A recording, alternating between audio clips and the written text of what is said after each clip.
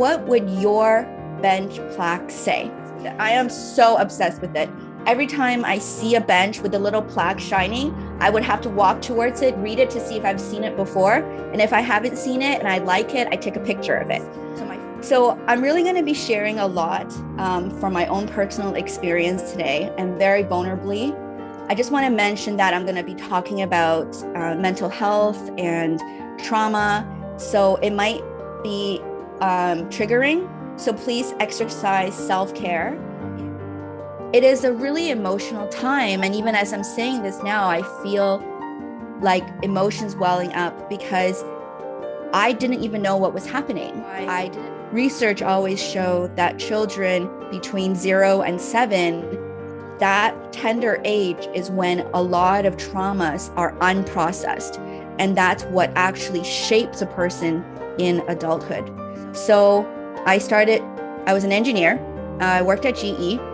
And then I worked at the Toronto School Board.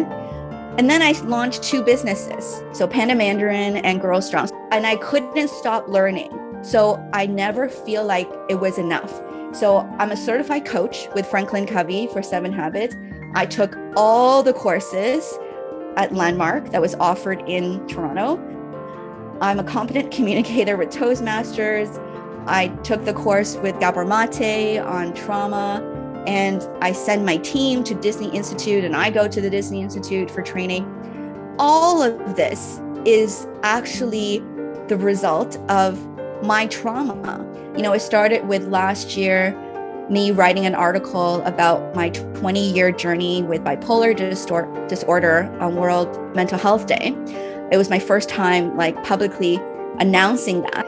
And just really releasing that from my body, just really being able to share about something that I've kept inside like a shameful secret was such a freeing experience. You need to focus on what is happening for you versus what is happening to you. When I look at it, that bipolar disorder has been the biggest gift for me.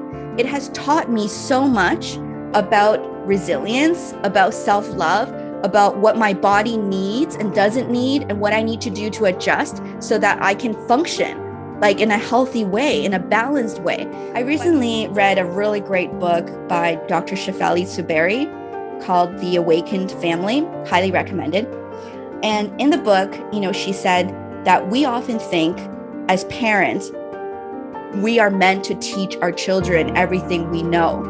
But that's actually not true. Some of the things like cues that the book talks about, and even in my training that discusses, is really all about beginning with the end in mind. I think about if it's your 80th birthday party, you invite everyone you love to come celebrate. What would you want people to say?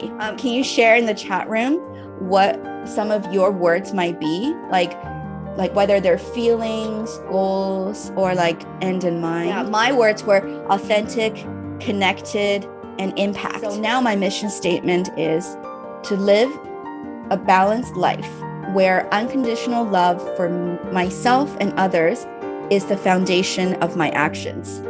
To be a loving mother, partner, and a lifelong learner. Live a life that is authentic, connected, and making a positive impact in the world.